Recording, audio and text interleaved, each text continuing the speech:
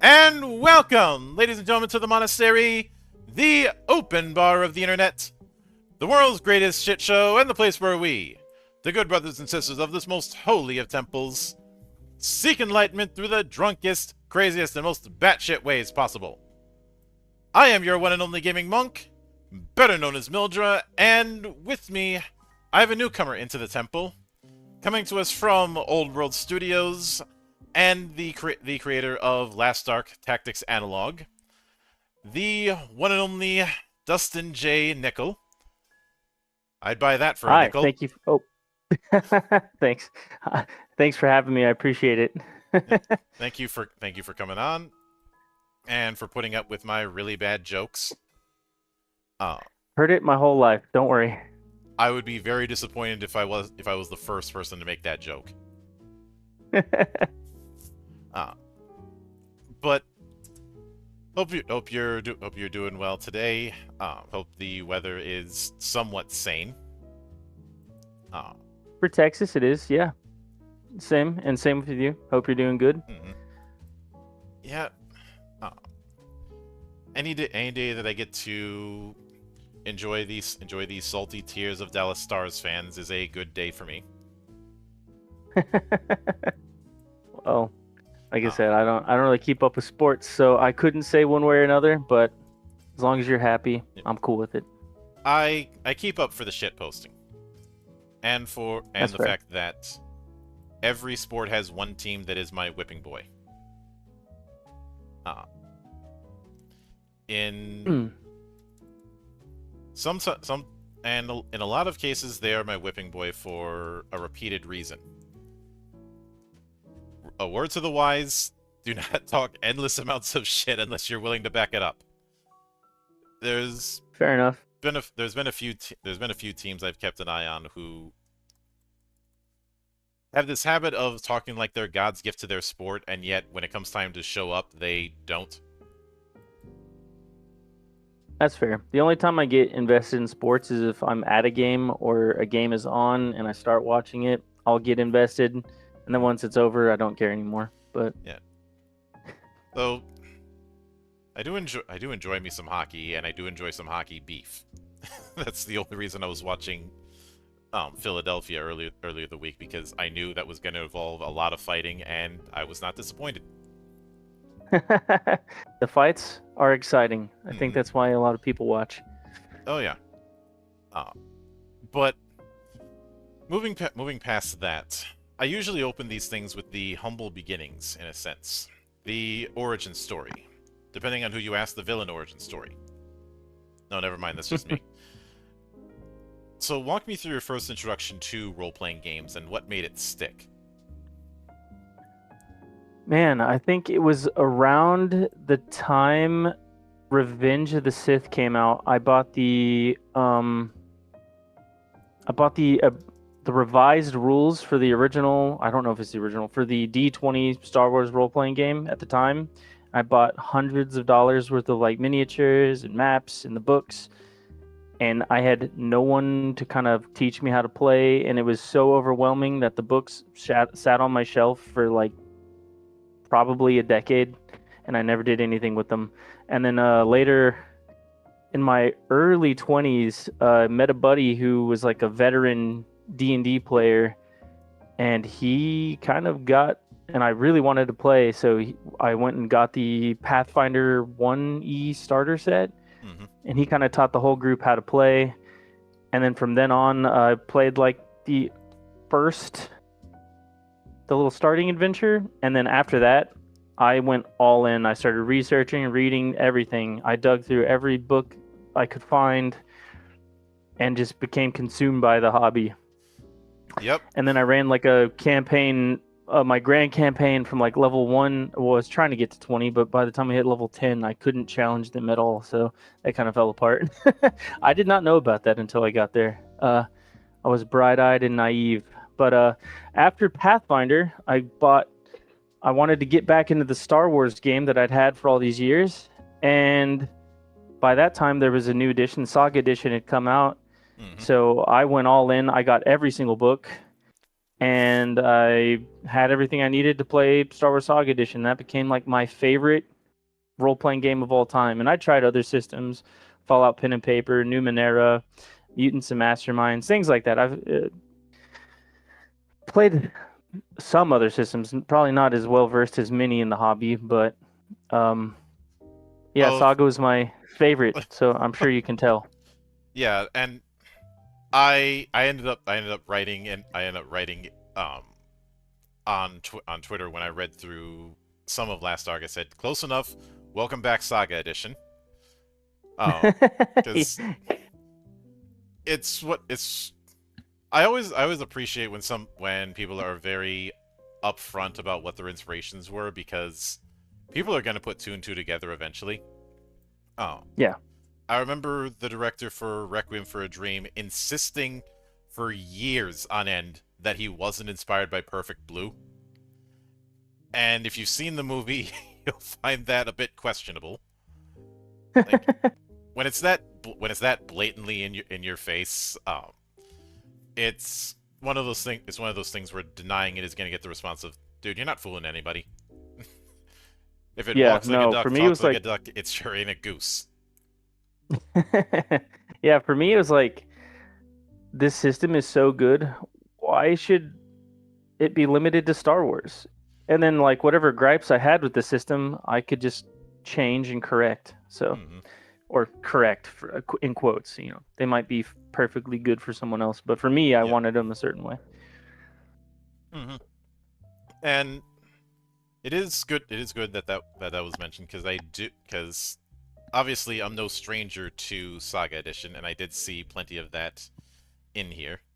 Um, and not just the talents, but things like the defenses, the whole thing with hero points, the break system, Yeah. especially the break system. Um, having Spell DCs.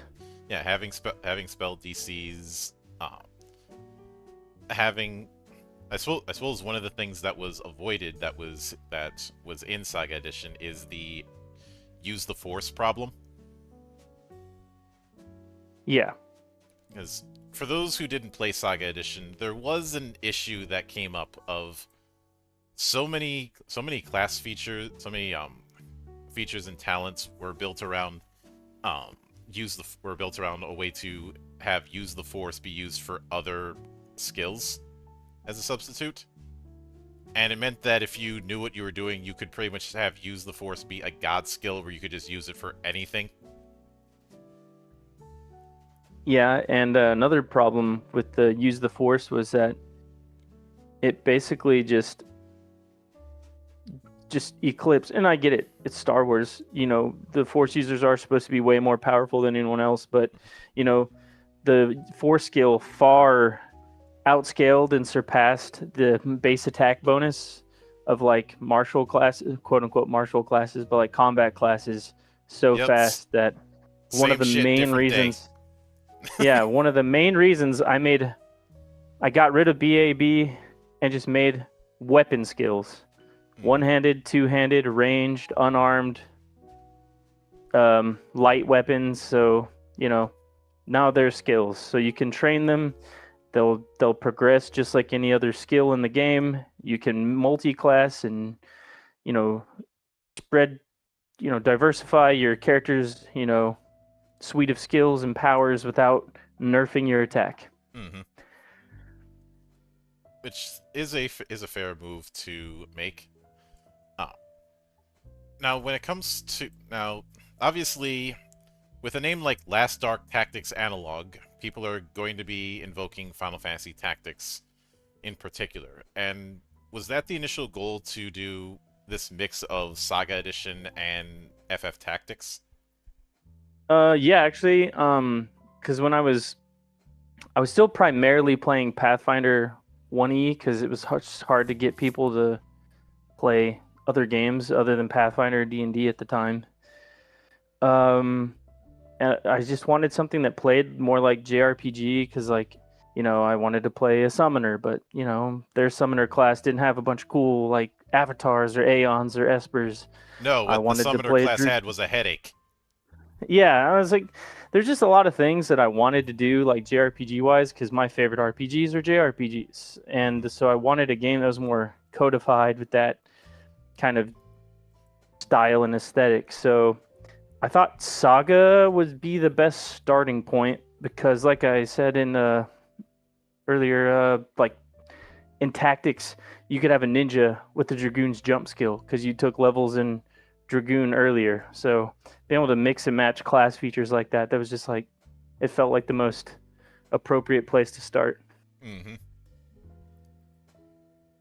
Yeah, I can certainly see it, especially given the the talent tree thing that was better reflected in Saga Edition, but was first introduced in D20 Modern. Uh, but one of the, and it's good that there is that direction because there has been a bit of an issue I've seen in some fantasy games where they don't know whether to shit or get off the pot regarding setting or style of fantasy. Um, Yeah. where you know I don't have to name names, but you can probably think of a few where they claim, oh, you can use this to run any kind of fantasy. But you look at the races, you look at the classes, you look at the feats, you look at the equipment, you look at the way combat works, and it very clearly skews towards one particular pastiche. Yeah. Uh, which there's nothing wrong with skewing towards that pastiche, but don't, as the saying goes, don't piss on my head and tell me it's raining. But Actually, yeah, absolutely. mhm. Now, a lot of it's the reason why I made that joke about same shit different days, because a lot of fantasy games have had a very bad habit of giving far too much love to the casters and giving breadcrumbs at that to anyone who isn't a caster, especially Yeah, if you are a fighter or a warrior archetype. Uh, yeah. Well, I tried to go, above and beyond to prevent that. mhm. Weapon skills, keep the martial characters, on pace with the casters, and then the spells are very, uh, like Knights of the Last Call said. The spells in Last Ark are very gamist. They're very much grid based. You know, spells.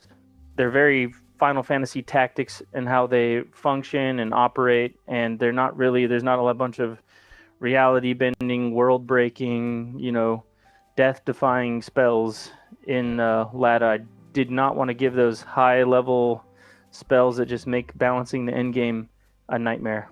There are, I wouldn't, I wouldn't use the term gamist personally, but that's another story. There are two types of spells that I've always had in the absolutely not category, and have gone out of my way to either bottleneck them or remove them.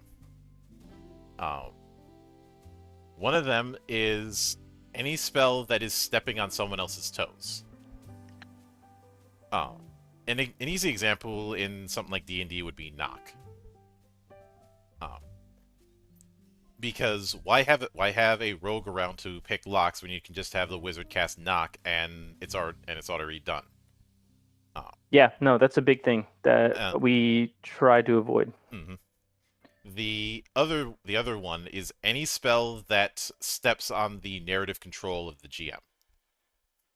Now, yes, an obvious one would be wish. I'm not treading new ground with that. But also even things like scrying or especially teleport.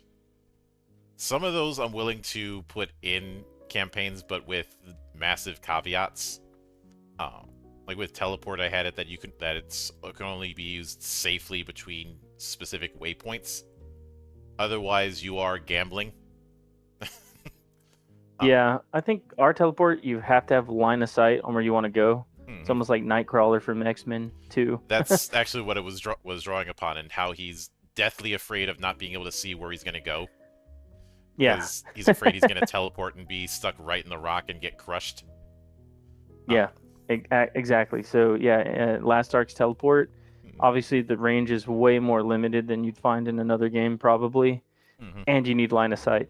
Oh yeah, and yeah, there's been the long range teleports in things like Dragon Quest or Lunar or in certain Final Fantasies, but there's always the caveat of, teleport to the entrance of the dungeon, or teleport to the last town that you've been to, or something like that. Yeah, Uh, there's you'll always some escape kind of rope rule. from a Pokemon or from Pokemon. Hmm. Uh, some people might want that if they're in a cave dealing with those damn Zubats and nothing else. I Love it. I like Zubat, but yeah, 30 of them is excessive. um I have had the debate many times about whether or not I hate Zubats or Marlboros more. Really, I think. Well, hating them for the reason that they're a nightmare to fight, Marlboro takes it. Yeah, I think it's a case of would you rather be kicked below the belt or punched below the belt? Trick question. You're still going to be on the floor. That's why I think Final Fantasy Crystal Chronicles. Did you ever play that one? Yes. They had the wisdom to make the Marlboro a boss. You only had to fight it once, Yeah. or however many times you went in that dungeon. Uh, and later FFs have been a little more restrained when it comes to abuse of Marlboros, even if some more recent ones call them Marbles. I'm still going to call them Marlboros because I am a on principle hater. Uh, Did they get Did they have to change the name? Was it like named after the cigarettes or something? I think I I think I think it was a bit tongue in cheek, but I think it was more to fit within the setting and the writing conventions that they were going for, because they were starting to lean more and more into a fixation on Latin. Um, but in addition to that, uh, when it when it came to trying to even take Saga Edition's setup and try to adapt it into something more FF Tactics adjacent, were there any core elements of Saga Edition aside from, you know, the Force and BAB, which you've already mentioned, that you had tossed out because they just weren't going to be compatible?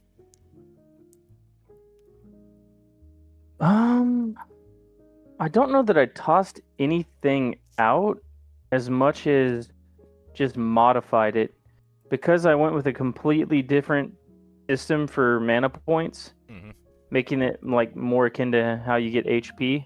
Mm-hmm. I think I took their optional force point kind of system and used that to calculate how you'd get hero points, and left hero points there to, save you from death, let you do rerolls or add dice to your rolls. Yeah, hero points basically being the edit button. Yeah. So I guess Destiny points got thrown out because they were kind of redundant with what we were doing with hero points. Mm-hmm. I don't know. So, Well, but no, I wouldn't say a lot got thrown out. Yeah. Just modified Mm-hmm. a bit And here and there. in that case, thrown out isn't the right word. I guess folded would be. But Yeah. you know, obviously when it comes to classes, I believe we are doing the approach of every other level you're getting you're getting a talent or a feat, or in your case, technic. But look, Yeah. old habits die hard. That's fair. Yeah. They were. So a lot of the name changes we did might seem trivial, but I just wanted to do whatever we needed to do to like not be as associated with OGL after all that stuff happened. Oh yeah, I just I wanted was at to, ground zero for all that. yeah, I just want to do anything we could to not just distance ourselves from the OGL, but also just give everything a more Final Fantasy or JRPG-esque naming convention. So like in Final Fantasy 12, you had spells and techniques. So I was like, okay, well, we'll just use techniques here. And then like in Final Fantasy Tactics and Final Fantasy X and other Final Fantasies for sure, like Knights and Auron had the break ability where like when you did it, it like reduced their efficiency and like their stats. So we went with the break gauge because it's kind of fulfilling the break mechanic from like the Knights and stuff. And now when it comes to classes, it unless I'm mistaken, it does appear that you are doing the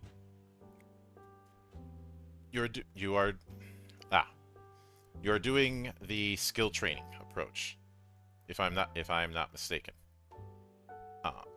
That the idea of for like skills. Yeah, that instead of spending a set of skill points, you are trained in a skill.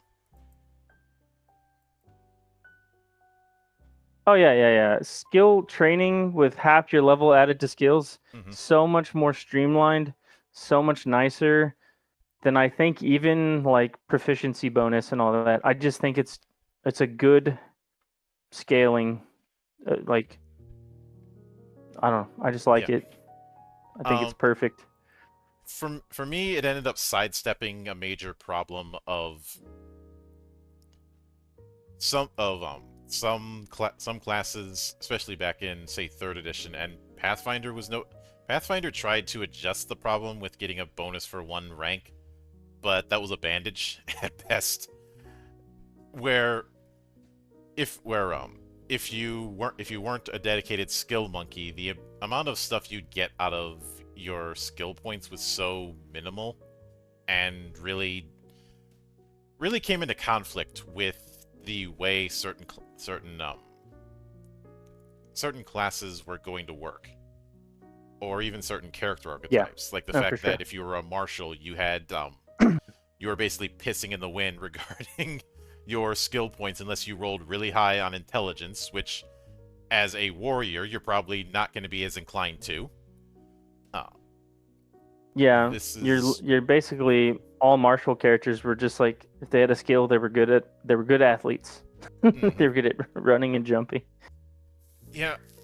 Of course, there was also the issue of trying to develop trained skills that weren't class skills, where you had to spend twice as much, and you already have a limited pool as is.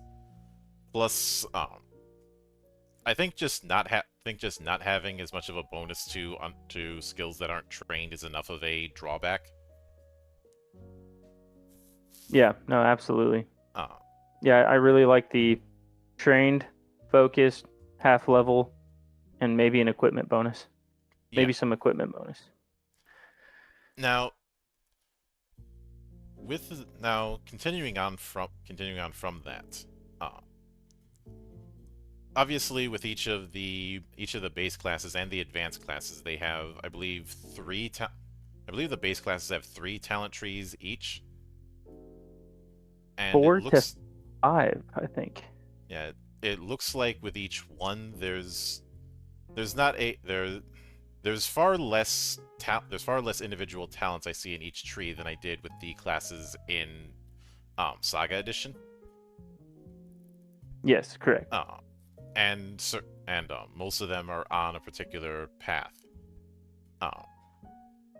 which I'm perfectly fine with, because one pet peeve that I remember having with the D20 system was the false choice or pay to not suck problem. False choice is what's also been known as the feat tax, where you have certain feats or abilities or the like that the prerequisites means you have to plan several levels in advance. My particular whipping boy for this in both D&D and Pathfinder was Whirlwind Attack. Yep, I've heard that one a lot. We changed that on purpose. It's like, all you're doing is just the spin attack you've been doing in every Legend of Zelda since A Link to the Past. And yet, the stuff that you need to get it, you need to plan from day 1 in order to get that thing. Yeah, and it doesn't even feel that thematic, because you're being like dexterous and intelligent, but you're spinning your blade in a circle around yourself. I don't know, it just feels like it's at odds. Just to remind folks, Whirlwind Attack in Pathfinder, as well as 3rd edition, you needed a Dex and Intelligence score of 13. You needed 4 different feats. And when you look at those feats individually, you're like, why would I take these? Combat expertise, dodge, mobility, and spring attack. You also needed a BAB of 4. And it's what is funny to me is when I see people outright defend that, saying, oh, that means you have to do proper planning. I'm like, you don't even know if you're gonna. I thought we left the whole balanced across the campaign kind of thinking back in the days of AD&D, because that's something I certainly don't miss. But yeah. Oh, go ahead. Sorry. One other thing I definitely wanted to point out is the fact that I don't think I'll be treading new ground when I say the most cursed class in D&D's history, and I'm including Pathfinder in this, has been the Ranger. And what I see with the hunter is honestly the answer that I was asking for, which is stop trying to be Legolas and start trying to be Rambo. Yeah. Uh, You can try to be Legolas if you want. We have that talent tree too, but Hmm. there's a lot of other options. yeah, Got it's more of, Archer, Tamer, Hunter, Scout. A yeah. lot of options. The reason I say that is Ranger has had the problem of, because it's a quasi caster, it ends up being completely out, for lack of a better term, classed by druids in terms of theme and in terms of impact. And because of that, there's also the fact that it tries to be a jack of all trades, much like the Bard has been for the longest time.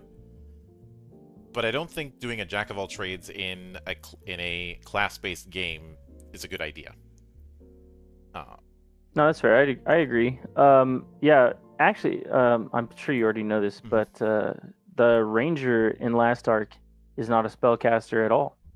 Yep, which is one of the things that I got into a bit of a kerfuffle about, because I said if Rangers are supposed to have a proper identity, they need to drop casting and focus more on being a man or woman of the wilds. Yeah. Because the problem with the casting thing is, well, it's the problem that you often see with a lot of half-caster archetypes, where they're not quite good. They don't have anything to even out the fact that that Rangers, or not Rangers, but full. Let me back up, because I got myself sidetracked. You're good. A lot of Gishes have the problem of they don't have anything to balance out the fact that they're not going to be quite as good as a full fighter or a full caster. Yeah. And in a game like this, where you're going to be gradually scaling upwards, no one wants to be the anchor. True. And now, for those who aren't familiar with the term Gish, it came from when the Githyanki and Githzerai first showed up in Fiend Folio as a shorthand for hybrids. And with that in mind, shifting into equipment, I've seen some have a defined list of what weapons and armor you can equip, and some take the approach of you have a certain number of picks when it comes to that. Are you taking the approach that what you can equip is tied to your class skills and techniques? It is so, for example, warrior, like their defining trait is they start with both. I mean, their techniques, they start with light armor and heavy armor, because we don't have medium armor in Lada. They're just light and heavy. And then you start with shields, and you start with proficiency in all melee weapon types. So let's just go with axes for now. There are axes that are one-handed. There are axes that are two-handed. So one-handed axe you'd use with the one-handed weapon skill, and a two-handed axe you'd use with the two-handed weapon skill. So depending on what weapon skill you have trained and focused, I should say, and what weapons you have proficiency in, like a two-handed warrior, since they're proficient in axes, bludgeons, polearms, and swords, will be able to use all two-handed variants of all of those weapons just as effectively. Yeah. And one of the selling points of the fighter, warrior, what have you, is being able to use any weapon. But in a lot of cases, the action cost of switching between weapons tends to make people just pick one particular archetype and stick to it. Um, do you plan on having it that there are means to change weapons easily, even in combat? We have a future advanced class that would have something like that. Something similar of a weapons master that can swap weapons on the fly really easy, but that's not anything in the core right now. Really, Mm-hmm. I guess the idea of using multiple weapons rather than switching while in combat would be like, okay, I just used my Zweihander to cleave through a bunch of like kobolds. Oh, we're about to enter the Feywood. I guess I'll bring out this weapon, this this uh this axe I have that's really good at taking down Fey in case we run into them. So like more like switching weapons in preparation for what you think you're about to face, and lore checks can help you determine what's in the area, what they're weak to, and things like that. Yeah. I suppose it's only a matter of time before somebody turns books and bags into weapons. Given these source material we're dealing with. While not weapons, the Atlas will include tomes, which are kind of an item that the scholar will use as like a class item, and there's a bunch of different tomes they'll be able to use to varying degrees of success. But yeah, there's not really anything to show about scholar right now, so I won't get into that necessarily, unless you want to hear about it. We'll come back to that. Okay. But is it going to be a case where certain weapons or certain attack options are going to target specific defenses? On the tomes or just equipment in general? Equipment in general. So many items will target one or two defenses. So obviously, any weapon attack targets reflex defense. But let's say, like the ancient sword, when you hit a target's reflex defense, if you also beat their fort defense, there's a chance they're petrified. So a lot of weapons and spells target multiple defenses at once. Like, and if you hit both, you get an extra effect. And tech, I don't know if they did that in Saga Edition very much, but I wanted to utilize it a lot. So there's a lot of that. It wasn't used as often in Saga Edition, but it was in D&D 4th Edition, aka the edition I'm supposed to hate, but I don't because the check bounced. I never played it, but something tells me I would have liked it. Probably. And probably for the same reasons that so many of the Grogs hated it. Especially the ones who threw the MMO argument at me as if I didn't hear that exact thing in 2000. Well, not MMO specifically in 2000, but I heard, but there was a significant amount of people back in 2000 that was claiming D&D was being turned into Diablo with 3rd edition. I realize this is one of those things that a lot of people are incredulous about, but I was there. I saw the whole thing, and I saw all those people switch up on me about the process. As if I wouldn't notice. Yeah, I don't know. Maybe should I be worried because there was a lot of Final Fantasy XI inspiration in last arc as well as tactics. No, do not be worried because those people would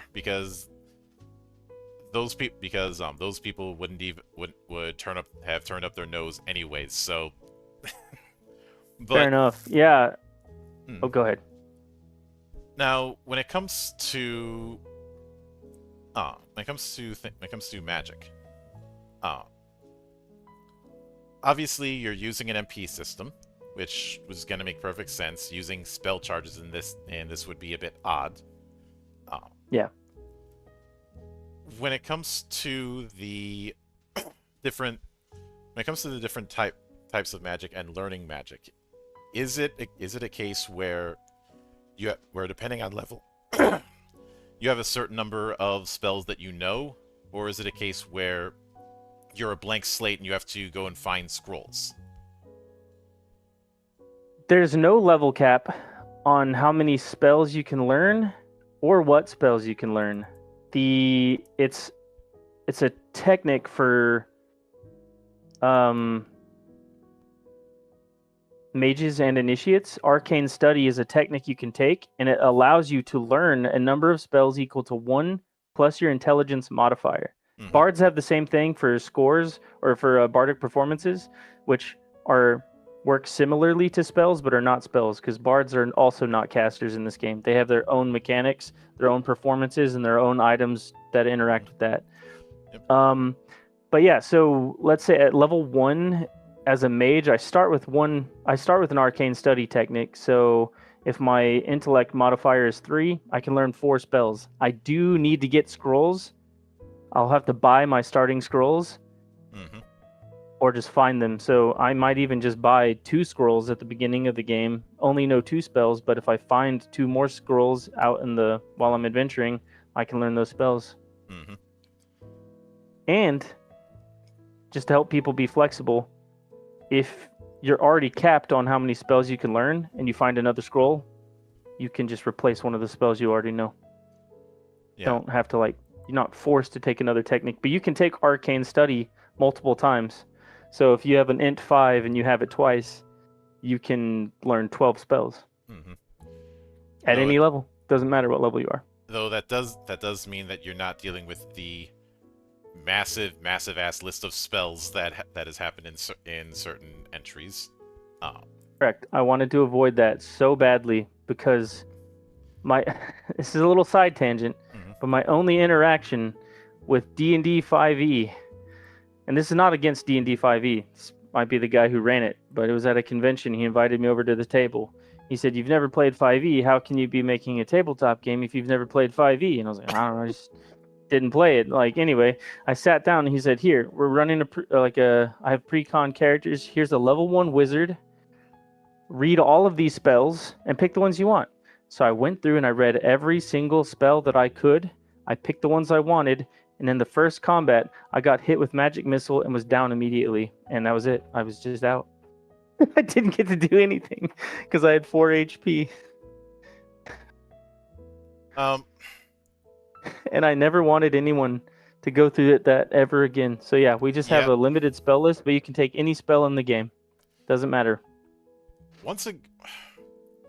I have been after all the shit that I got back when 4th edition was running, I feel very validated that I'm seeing more and more people, yourself included, who are leaning more into what 4E was doing or what Saga Edition was doing.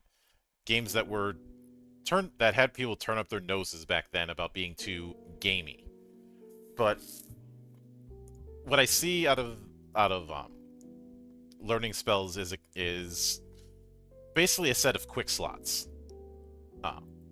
or a set of things like attunement slots in a Souls-like. So you have the spells that you know about, and I know there has been the stereotype of casters are the system mastery archetype, but I really don't think that should be a thing. Yeah. Because in the process of that, you have martial characters being treated as Babby's first character. I will note when it comes to the schools of magic, it does amuse me that all 5 of them are basically colors of mana in Magic the Gathering. I couldn't help myself. I played Magic back in the day, and that's what I associate them with. I know Final Fantasy says that there's white magic and black magic. Blue magic is creature abilities, and I just didn't want to get into all that. This is inspired by Final Fantasy. It is not Final Fantasy, so I still injected other things I liked from other games. It's doing a better job of putting Magic the Gathering in a TTRPG than what D&D tried to do. Well, I appreciate that. That's awesome. Yes, I know some people are like, "Aren't you throwing a lot of shade?" Welcome to the monastery. We throw shade at everybody, even ourselves. Good. I'm the same kind of way. And because I remember ranting when the Ravnica book dropped, and I'm like, this is the complete opposite of what people were asking for. Because people have been asking for a Magic the Gathering TTRPG for years, and just rehashing D&D into Magic the Gathering, which has a completely different approach to spell casting, was not what people were asking for.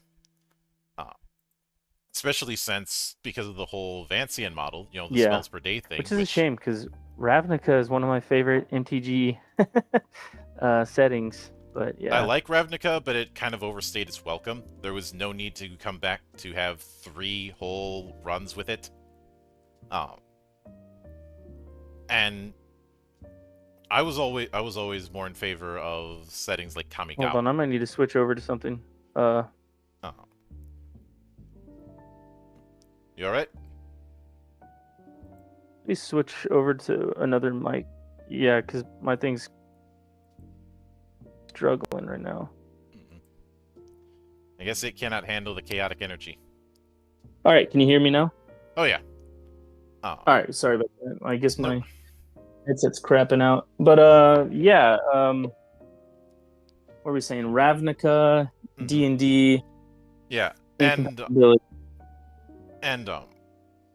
when it comes to Magic, are we dealing with a fire and forget, or are there certain talents or techniques that could mess around with the effects of spells at a cost?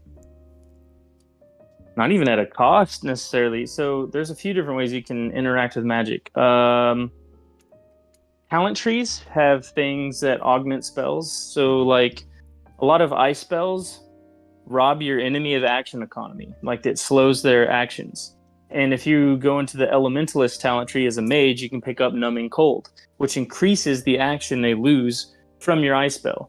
It's not at any extra cost. It's just you took a talent that makes your ice spells more punishing. And there's a little bit of that in, like, mages have talent trees that buff red magic and blue magic, and initiates have talent trees that buff white, green, and black magic, and to varying degrees. Also, staves there's different wands and staves you can use. Staves act more like ranged weapons. They're not like more spells than a stick. It just lets you fling like fireballs or lightning bolts out of your staff or your wand as like a normal attack, dealing elemental damage at range, which is nice. Gives casters an option to attack if they don't want to waste mana on spells or have no mana to cast spells with. And also, staves can augment your spells even further. Like the Bone Wand deals an additional die of damage on any black magic spells you cast that deal damage. And then finally, there's High Arcana. That's where, like, the high-level advanced classes, like Bishop, Druid, Archmage, Necromancer, Warlock, and those things get High Arcana, and they're late levels. You can use High Arcana to double the MP cost of a spell, to either like double its range, double the number of targets, or not double the number of targets, but target a number of creatures up to your int modifier, or is it mind modifier? It's one or the other. There's Enlarge spell, which doubles the area. Lingering spell doubles the duration. Distance spell, yeah. So there's all kinds of things you can do. You can double the MP cost of a spell to double or multiply one of its, attributes. Yeah. And those are the ways you can interact with Magic. Yeah, I can certainly get that. Now, before I continue on to my next one, because I did promise I was going to do a bit of word association, I need to hit the BRB for one moment, so we will be back in a second, folks. Alrighty.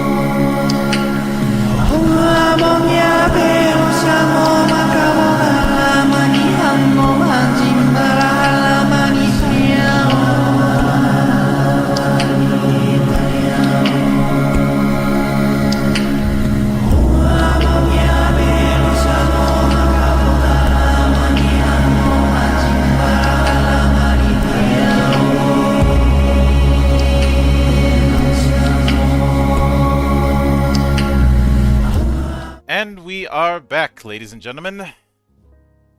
Ladies, gentlemen, Hello. and villains. So, with that said, one of the things I wanted to try and do is a kind of word association. Consider it as the best/worst Rorschach test you will take today. Okay. Now, I was going to do this with the base classes, but I feel like the base classes are a bit too broad to do this. So I'm going to be doing this with the advanced classes. And so I'm going to go... obviously, this will be a bit tricky because of the way talent trees work. But I'm going to go through the advanced classes, and I want you to tell me the first character from any form of fiction, though we are leaning towards console-style RPGs with this for obvious reasons, that comes to mind. Just going from top to bottom. All right? Alrighty. So let's start off hot. Archmage. Vivi. Doesn't help that Or Lulu. that the I can go with either one. I was gonna make a short joke, but for a man my size, that's kind of redundant. Well, sure you can tell the gnomes are very inspired by the Ukes, though much shorter. Yeah, though me calling anyone short is redundant. I'm 6'6". What? Holy crap! Yeah, I get that a lot. That's not where I was expecting that joke to go. Anyway, but yeah. Anyway. So, assassin. It's not really a character, but I just think of the Dark Brotherhood from Oblivion. Oh yeah, the one good part of Oblivion's writing. Yeah. Until Emil decided to try and screw it up. Yeah, that's why their little special requirement is taking an innocent life in cold blood, because it's from Oblivion. I wanted it there. You can ignore it if you want. Yep. Battle Mage. That one's tough. I don't know. It's not even like a character. It's just something I wanted to be there. I guess the Spellbreakers from Warcraft 3, the unit, the Blood Elf unit. That's why we have the Spellbreaker talent tree. I am very into Western RPGs and JRPGs, so I try to tie a little bit of that inspiration in still. Yeah, and if you've seen any of my past work, you'll know I never use the term JRPG. I always use the term console style versus PC style. There's reasons why, but point is, a lot of that JRPG versus WRPG thing was pushed by shitty-ass journalists. But when I look at the Battle Mage, I do see the Gish. Oh yeah, and for sure. As well as some of the combat mage builds that I would do in Shadowrun, which was less about the idea of I'm a mage with weapons, and more of my spells are my guns kind of approach. Yeah, the Spellblade is definitely more like Tactics Advance 2's Spellblade Hmm. or Final Fantasy XI's Rune Fencer. And then the Spellbreaker is literally just Warcraft 3 Spellbreaker. I Hmm. don't care. I love the Blood Elves. Yep. Oh, but then the Berserker. I will do my best to not make the joke from Clerks. The class itself is inspired by Orson from Record of Lodoss War. So that's what I think of when I think of the Berserker class, but not the art. The art is definitely not Orson at all. Yeah. Um. So when it comes to the art, we can blame Carla for that. Because Oh, I remember, love Pigworks from anime and old school RPGs. I do too. I just have to make that. We've had a run when we've covered Lodos on the channel. We've had a running gag of anything bad that happens to us, to the stream, or in whatever we're covering is Carla's fault. Yeah, Always. Lodoss War is so Uh, good. I just wanted a Berserker that was unhinged sometimes. mm, uh, Bishop. um, it's another one. I just don't know if there's a character type that I. So I was a big MMO player, so I don't always associate these with a character as much as a just a concept. Mm, But I feel like the like what's coming to mind is something from like Dragon Quest, but I can't put my finger on it. Like, you're probably thinking of the priest vocation in Dragon Quest. yeah, Uh, it's not a and typo. Blackguard is not the talent tree for Berserker. mm, and I suppose a I suppose another. I suppose a the one that I'm going to go with just for the sake of being funny is the preacher character that James Brown was playing in Blues Brothers, as well as that one Irish priest in Dead Alive. Uh, I'm not familiar with that one. his big thing is bursting and saying, "I kick ass for the Lord." Hell yeah, I respect that Mm, immensely. yep. But then, Blade Dancer. The class, again, is not inspired by a character, but a unit type from Heroes of Might and Magic 5. I love the Blade Dancer unit so much Mm, that I wanted it to be a playable class. And I know other games have Blade Dancers, but I don't think it's necessarily implemented in the same way. And I wanted an advanced class that played like the dancers from Tactics, but I wanted to give them a reason to be distinguished from Bard. So yeah, weapons and dancing. that is a particular problem that can happen, and I've seen people argue, well, one buffs and the other debuffs, but I don't think that's enough of a distinction. Yeah. Uh, and since dual wield is a potential requirement, I can safely assume you didn't fall into that trap of, oh, if you want to dual wield, you got to do these penalty you have to take these penalties that you eventually have to buy off. It is a little bit, but hear me out. What the trade off is with weapon skills being as generous as they are, the penalties are not nearly as crippling. Getting just the first training gives you a -5 instead of a -10. And then the second one is a -2. And a -2 to like a +18 roll. It's not too bad. So, and unlike in other games, if you're dual wielding, you can just attack with both weapons as part of the same primary action. There's no extra action cost to attack with two weapons. Because you're taking the penalty, there should be no other cost requirement. You should just be able to do it. Yeah, and then once you cap it, once you get dual wield 3, now you can attack with both your weapons and the same action at no penalty. Yeah. Just since we're dealing with the whole thing of Roman numerals being the technic chain, you don't have that problem as much.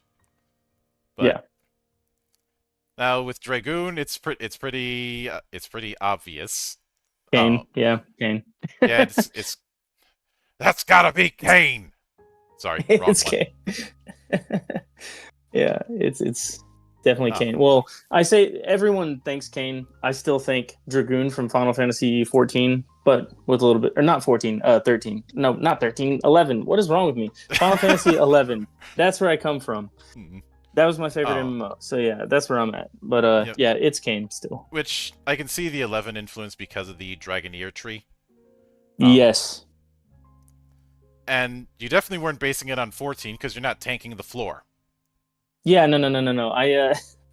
Though, I I like 11 more than 14. I know that's probably not a popular opinion, but I just, I like what I like. unpopular opinions in this monastery, do you have any idea how little that narrows it down? Then I'm in good company. Yes, you are.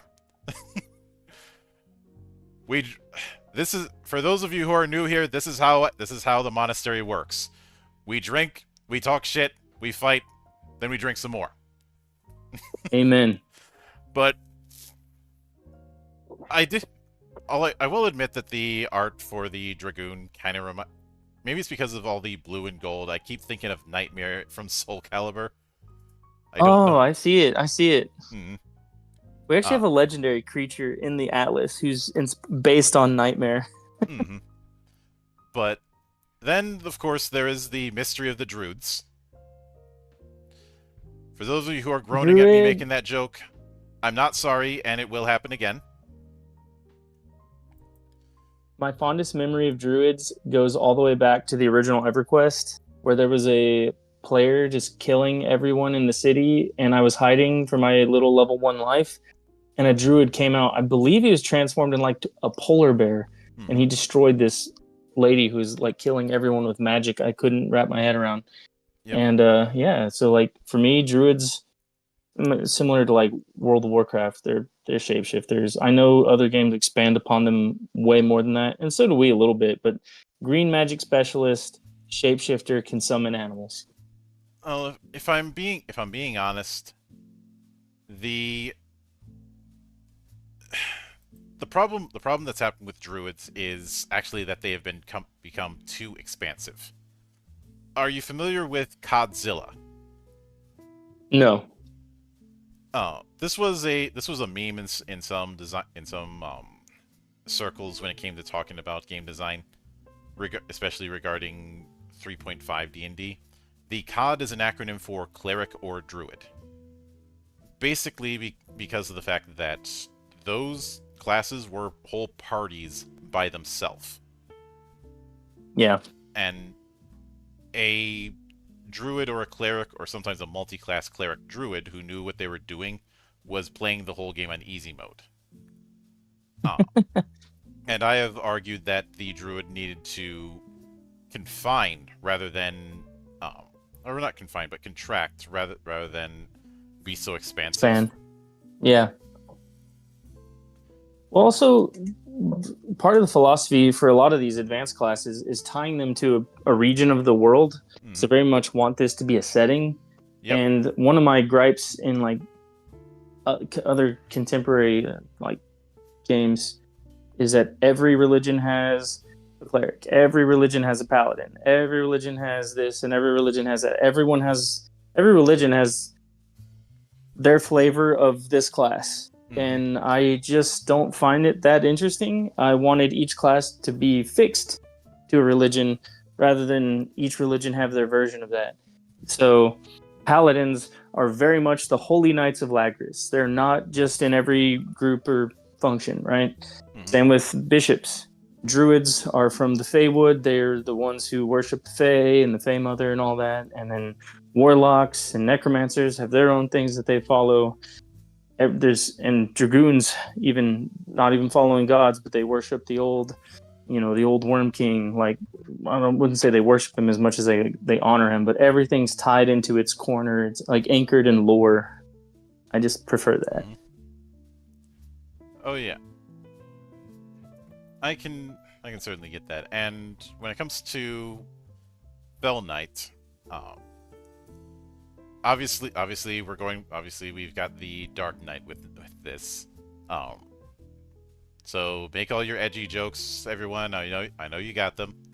But were you leaning into Kane not Kane, but Cecil as a Dark Knight, or did you have a different inspiration in mind?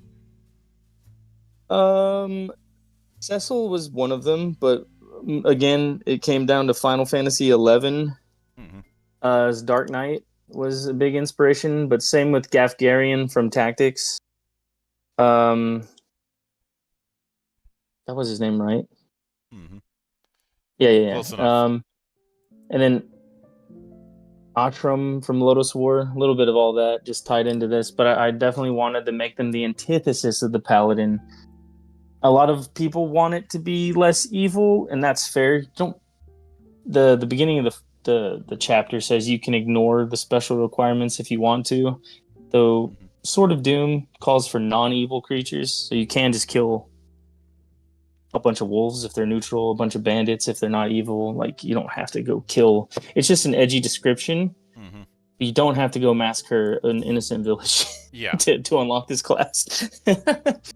I think the last time that I did Dark Knights, I leaned a little bit less into that and a little bit more into Devilman. Okay. In the idea that it has a dark spirit as a kind of symbiote, and you and that dark spirit do not get along. You both cool. need each other, but you both hate each other. Yeah, I just wanted a class that was like, this is very Saga Edition inspired. I wanted a Sith class to the Jedi that we have as Paladin, and also wanted I loved the curse gear in like Dragon Quest and Final Fantasy and Tactics Ogre, and there's a bunch of cursed equipment in the game, so having a class that can utilize that more efficiently, I thought was fun. Yep. So. Oh.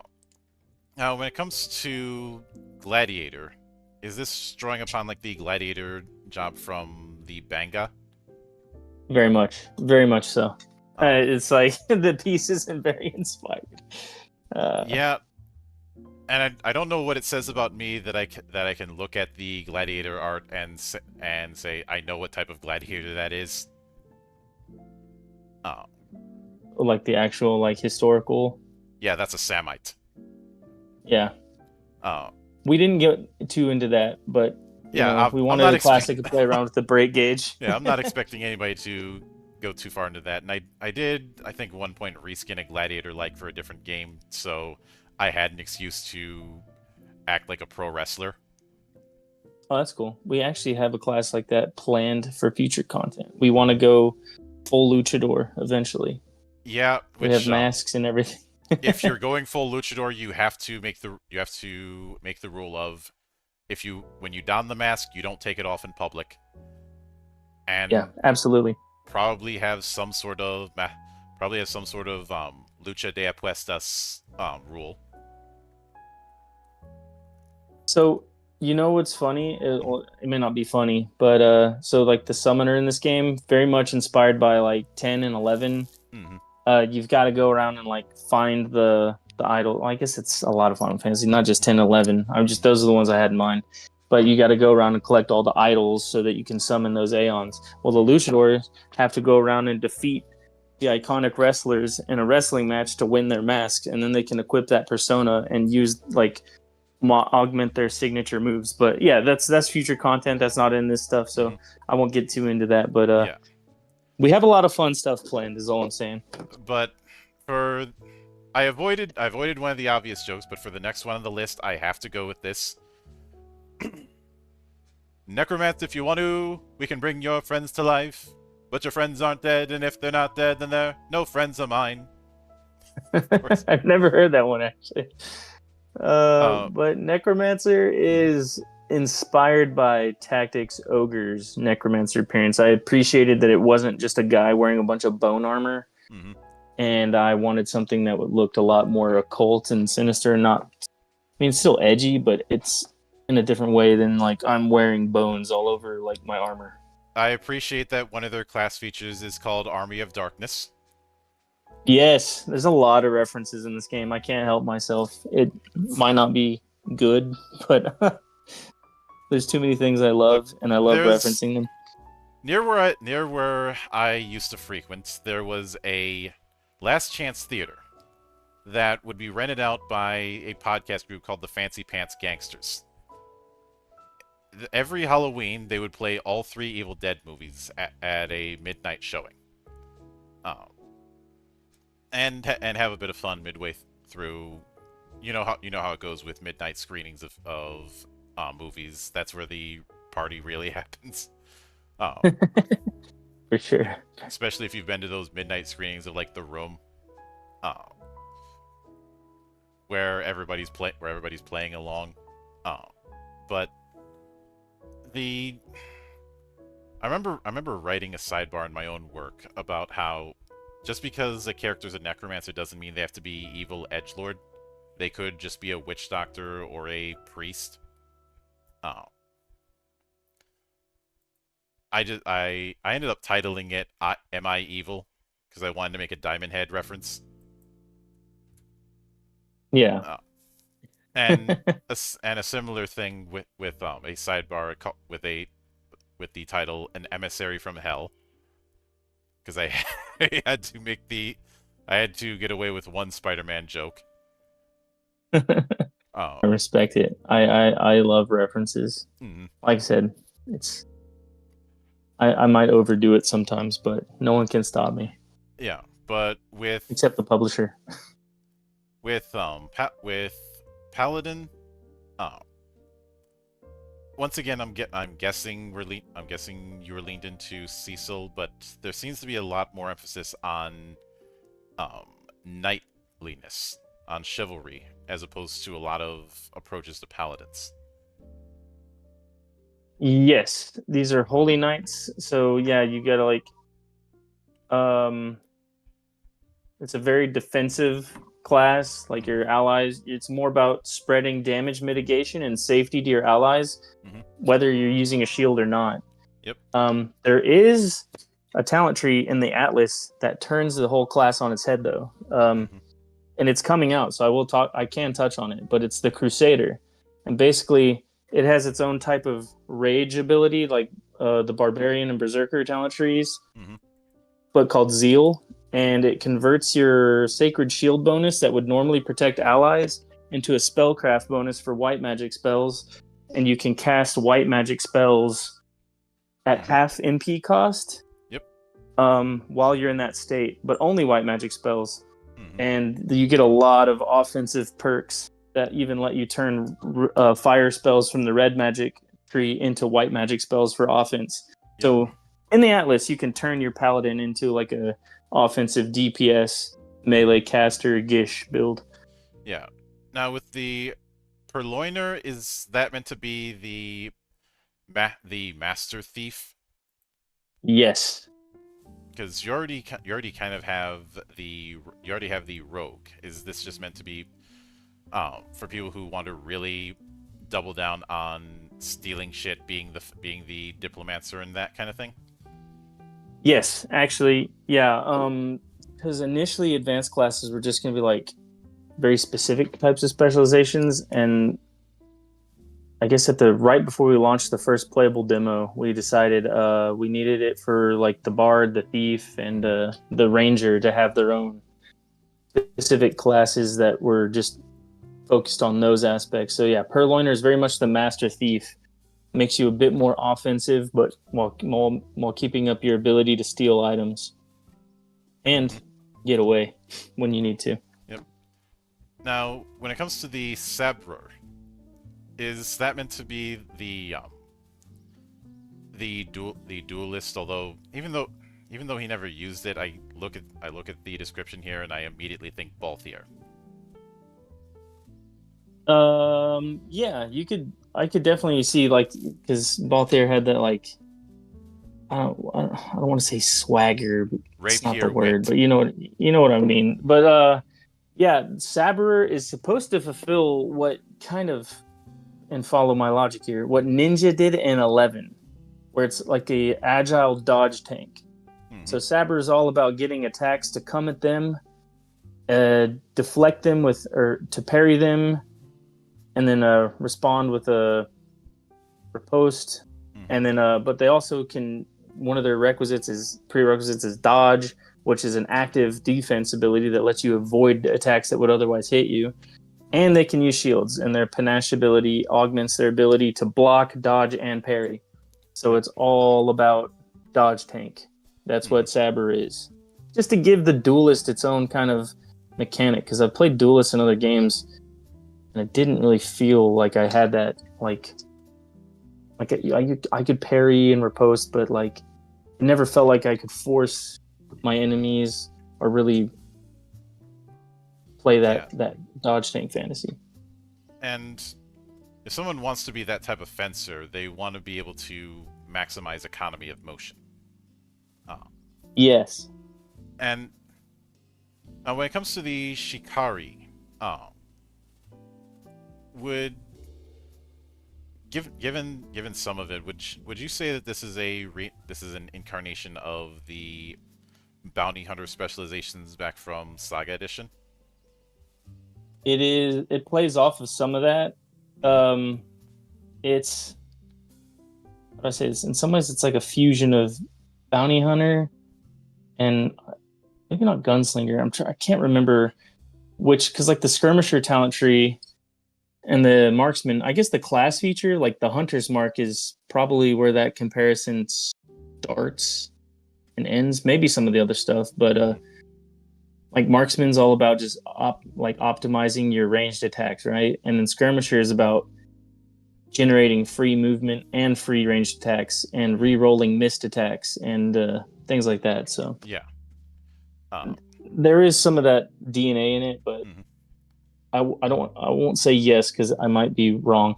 Yeah, and when it comes to summoner, I could make the Rydia association, especially with green hair, but I think you stated that you were leaning more towards Yuna, since you have to go and find the Aeons instead of just getting them. Yes, 10 and 11 were the main inspirations for that.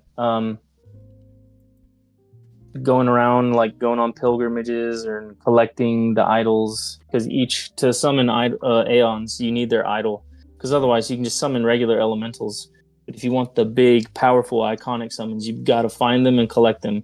There's a lot of that in Last Ark, because I don't like meta currencies, and I really like making players engage with the world to get stuff. So when you, like even in Ranger, you don't just take Animal Companion as a trait, you take Tame.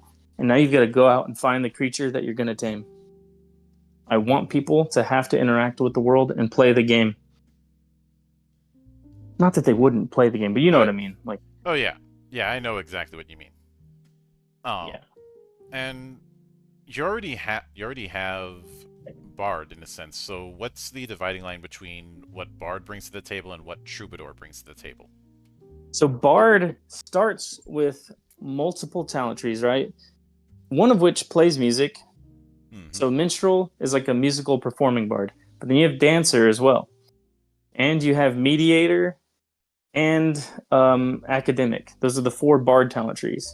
So Dancer obviously builds into Blade Dancer and lets you tie in some more warrior or rogue abilities and optimize your DPS. Troubadour just builds on the Minstrel talent tree and lets you hyper specialize into performing and playing music and like getting the most out of that. Stacking songs so you can like put out 3 performance buffs at a time, because normally you can only do 1. So oh yeah. And when it comes to Warlock, I do appreciate that Warlock is far more in the dark area, because Warlock has kind of developed this reputation of supposedly making pacts with powers they really shouldn't, but there's not as much of a cost when it comes to that. Yes. So here's an interesting little bit of lore. I really like blood magic from like Dragon Age Origins and those games. Dragon Age 2.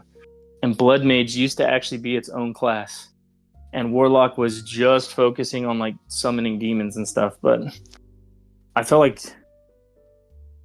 we didn't have room for both, and I felt like Warlock didn't have a lot to distinguish itself from Necromancer other than like You summon undead, I summon demons. Mm-hmm. So I just axed Blood Mage and worked a lot of its abilities into the Warlock class to give it that like blood magic cost and reward play. So, Mm-hmm.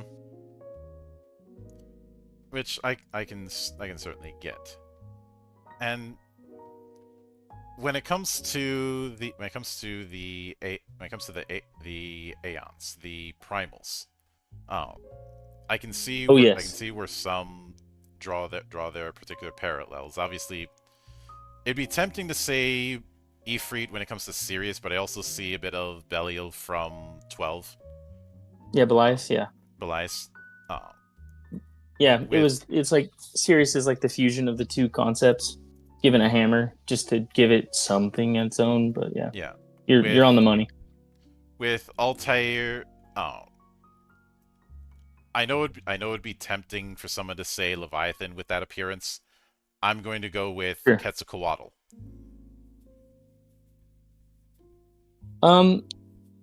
It's kind of like the marriage of the two concepts, Mm-hmm.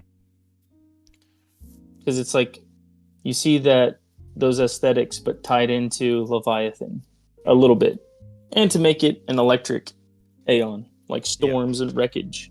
Yeah, which is why I went with Quetzalcoatl, the being known as the feathered serpent in Aztec myth. Yeah, I remember in 8, he had that almost translucent kind of glowy effect, and you can see that worked through Altair, actually. Yeah. You can see the skeleton inside Altair through his artwork, Mm-hmm. because he's supposed to be a translucent, like electric eel type, like what, like serpent dragon creature. Yeah. Yeah. With Arcturus, yes, there's definitely the ice, but when I see the design, I keep thinking of things like Diabolos or Zeromus in 12. That's close. The actual inspiration, believe it or not, is Odin, Mm-hmm. with the lance and the horns, but we wanted And to one just eye. instead of just making it another dark take, Mm-hmm. because of the whole like Norse mythology, and like I don't know, it felt like appropriate to make him like an ice Aeon. Mm-hmm. It'd be funny as hell if he ends up having a couple bird-shaped messengers. And then Pleiades, which you referred to also as the Fae Sisters. Can I throw a bone in there and say the Magus Sisters? Yes, that was actually part of the goal. Again, it's like a marriage of two. It's like Shiva and the Magus Sisters kind of put together. Mm-hmm. In fact, there was a point where I was trying to work a third one in there, but it was just way too much. I think two is fine. Yeah. With Iloth, So some people might someone might compare. I've had somebody say, so it's like Shiva from 13 because they're twins, and I was like, kind of, but they don't turn into a motorcycle. That's a stretch. Yeah. With Iloth, the guiding wind, I'm guessing Garuda, especially with Garuda those and wings. Siren. Yeah. Garuda and Siren were two of the inspirations for Alioth. And when it comes to Raslas, this is your Elder Scrolls is showing. Yeah. What's that guy's name? The Dark Elf dude. I can't think of it. Starts with a V, I'm pretty sure. Vivek. Yeah. Him a little bit. But I wanted to do something because I really like Final Fantasy 12, and they had that cat with like the big freaking things on its arms, and but I also really like the four-armed like cat dudes with the swords from Heroes of Might and Magic. Again, a lot of inspiration comes from Heroes of Might and Magic as well. And so I just took like those two concepts, but also like the whole split color scheme like Vivek. I just liked, so it all kind of came together to create Rassalas. It could be worse. You could have drawn from Gil from Third Strike. Nobody do that. I hate hate Gil. For the same reason I have such a deep, burning hatred for Geese Howard. That's fair. But yeah, Rosalos might be one of the less FF-inspired Aeons we have, but yeah, I didn't want to just do another Titan. I didn't want to do that. Beetlejuice, I know, first off, nobody say his name 3 times. Second off, I can't unsee Cuckoo Lane from 12. Yes, absolutely. I know you've probably had a lot of people bring up the Great Unclean Ones from Warhammer. Yes. But that'd be a bit too easy. Yeah, actually, Cuckoo Lane's right on the money. The original concepts we had for this guy actually had, like, the mouth, like his whole body was going to be like an open mouth because we wanted to work like Atomos aesthetic in there, but it just wasn't coming out the way we wanted, so we just kind of closed the mouth and left it like Cuckoo Lane inspired, but gave him some armor and a cool sallet to give him his own personality, at least. And grinning because Papa Nurgle loves you. Yes, I love the idea that like the biggest, nastiest, scariest demons are like the happiest to see you. It's always a really interesting juxtaposition. Yeah, and obviously Fomalhaut. There's your Bahamut. Had to do it. Especially giving him platinum-colored scales. Yep. Yeah, he's metallic for sure. Yeah, you know. Can you say you're inspired by Final Fantasy if you don't have a Bahamut analog? Though the vibe that I get from the design of Fomalhaut, and maybe I'm on the money on this, maybe I'm not. It specifically reminds me of FF8's take on Bahamut. Heard a lot of people say that actually. Some people say 10. I don't really see 10 as much. He doesn't have the have the halo. He doesn't have the halo, and he's not having his arms crossed judging me. I can't go with 10. I think one of the drafts did have like a halo behind him, but when he added the ones on his arms, he took it off the head. But yeah, I don't know. I think 8 is probably the closest one. I didn't have a particular one in mind. I just told the artist I want a metallic dragon, like Bahamut-esque, pseudo man like posture. I don't know how to say it, but yeah, he's interesting. And if you read any of the description on a lot of these Aeons, you can see that they were quite awful, quite terrible, terrifying and brutal gods. And that was also inspired a lot by Final Fantasy 12. When I was reading about the Espers in that game, I was like, these are actually demons. What? So yeah. I like the idea that you're summoning these ancient, powerful, kind of brutal gods that have been sealed away, and now they're at your whims now. Oh yeah, and I know that you have a bestiary of sorts within the book, but are you planning on putting in any sort of support for custom monster creation, or even just modifying existing ones?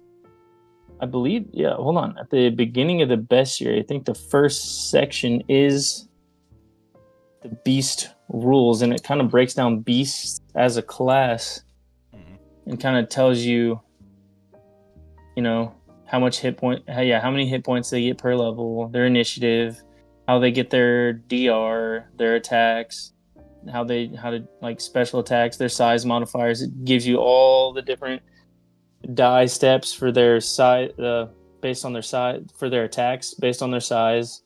Gives you all the size modifiers for their defenses and threshold based on their size. And it tells you all about the temperament, their special traits. So yeah, the beast creation rules are right at the beginning of the bestiary chapter. And then it even tells you that you can take existing beasts or beasts that you make and like create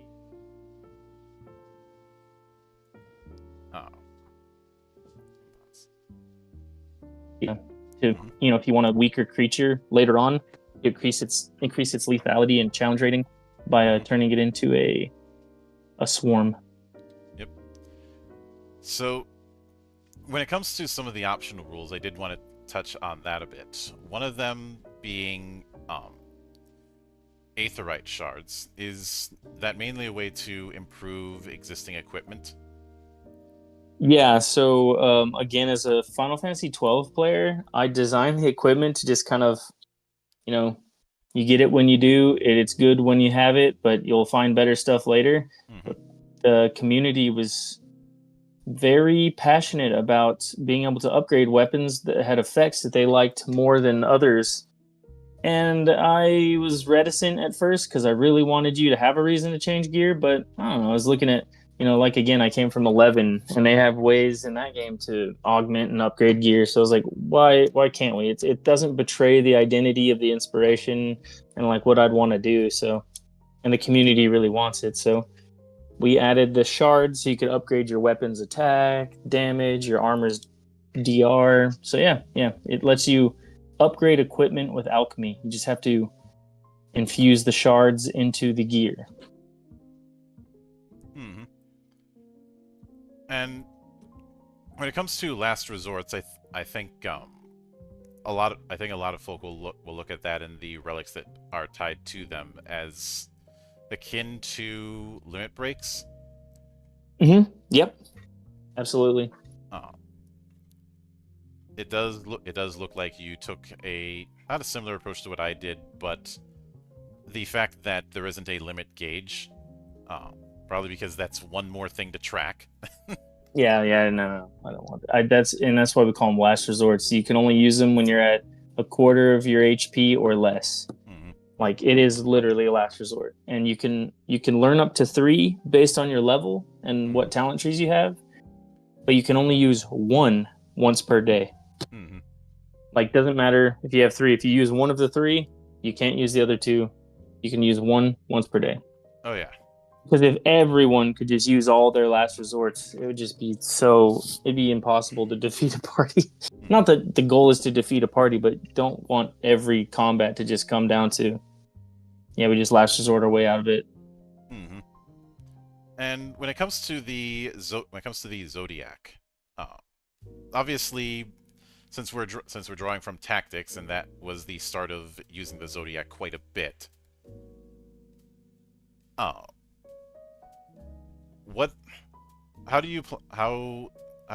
does that kind of thing work? Well, definitely a reason it's an optional system, because it has, I wouldn't say quite a bit more complexity, but it would feel like quite a bit more at first. But once everyone's kind of familiar with who they can and cannot interact with well in their own party, it gets a lot easier. But it's just more complicated, but you have to include it. If you didn't have it, it wouldn't feel like a true tactics inspired. Because even I think Tactics Ogre had something similar, right? Not the Zodiac per se, but it did have some similar elements. Which, speaking of, I do have to chastise you for one thing. You're drawing upon tactics. We've already invoked Tactics Ogre. Why is there not a Queen reference? I don't know. I just I didn't think about it. They're actually, not a Queen reference in to the band, but there's gear in the Atlas that references a Queen. No, wait, that won't be in this Atlas. Never mind. I take that back. Strike that from the record. You can edit that out. No. I'm kidding. Like, every work that Matsuno's been involved in as a director, he sneaks in some kind of Queen reference. The first Ogre battle was called March of the Black Queen. Tactics Ogre had the subtitle "Let Us Cling Together." One of the espers in 12 in the Japanese version, his summon ability was Rock You. That's awesome.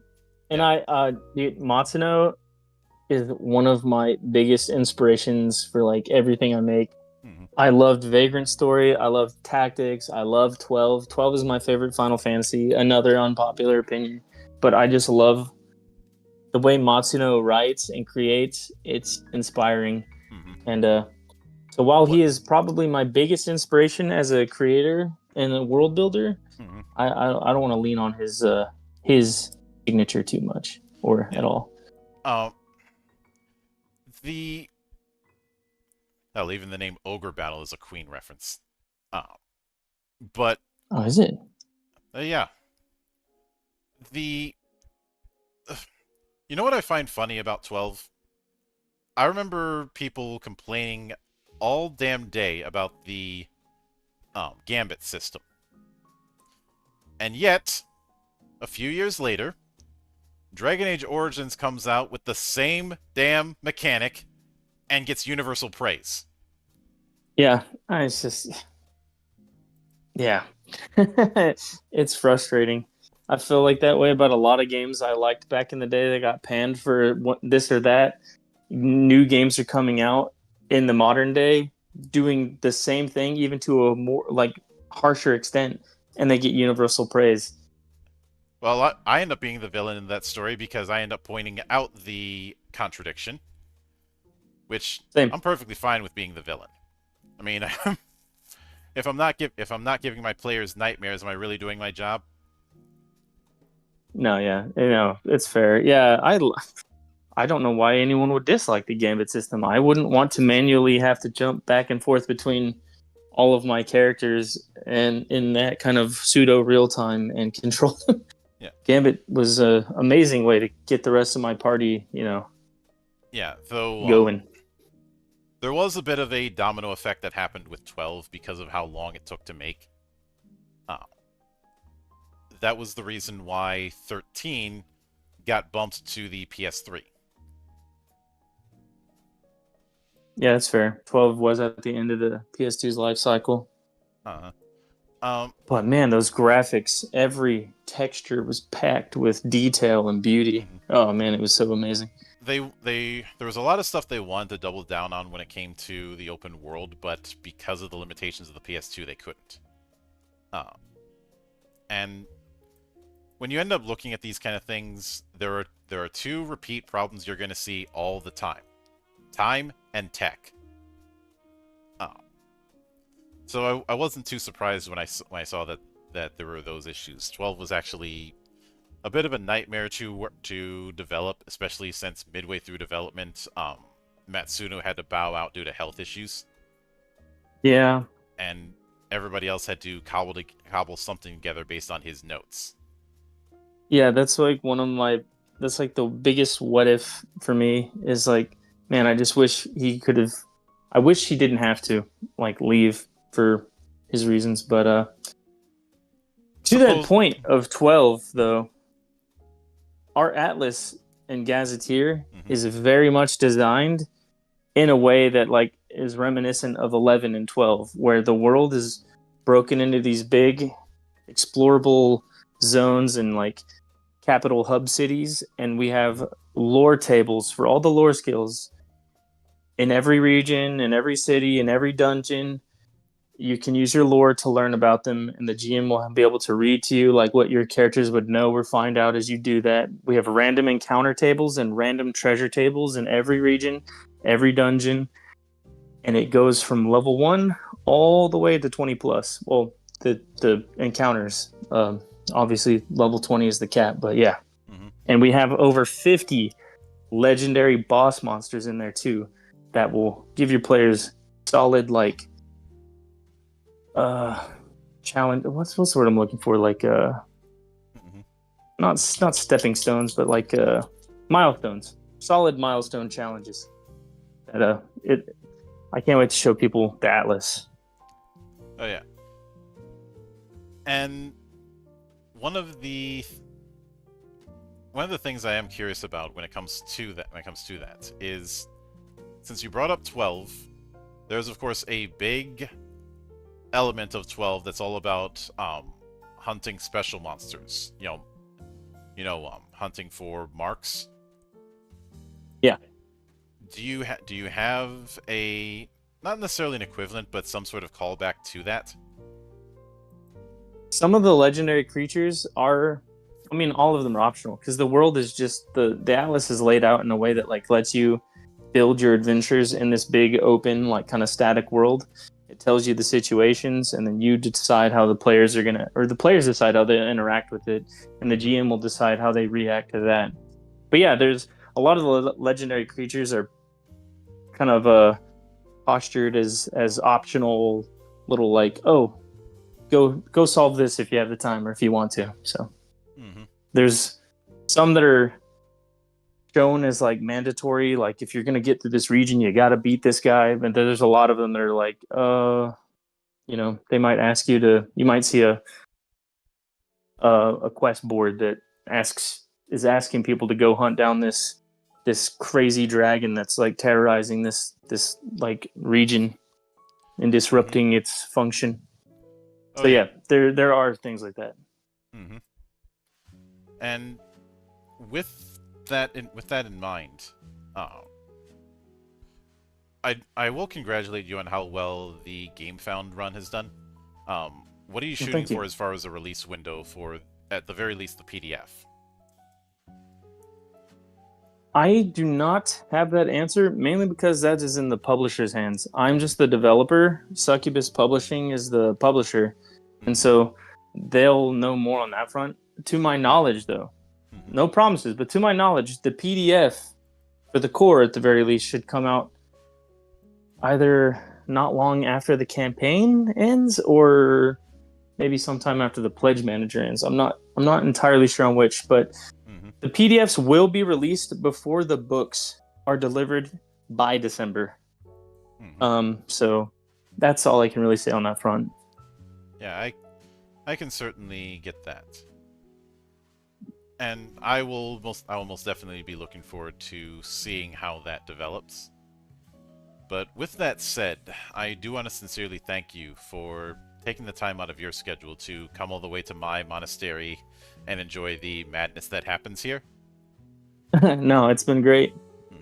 Thanks for having me. I appreciate it. Yep. And anytime you see fit to return, the door is always open. As I often say around here, drinking is not mandatory, but it is encouraged. And I do like to partake. No, but hey, when we have more information on the Atlas and things like that, and there's more to show off, I'd be happy to come back. Oh yeah, of course. And even if just coming back to shitpost about how much Ozma is a damn cheater is sufficient enough to run a show about. I'm so glad you mentioned that. We have super bosses in the Atlas as well. There's 4 super bosses, obviously all optional gets, but one of them is inspired by Ozma. Not in aesthetic, but in mechanics. Does that mean he's going to be jumping ahead of the initiative order?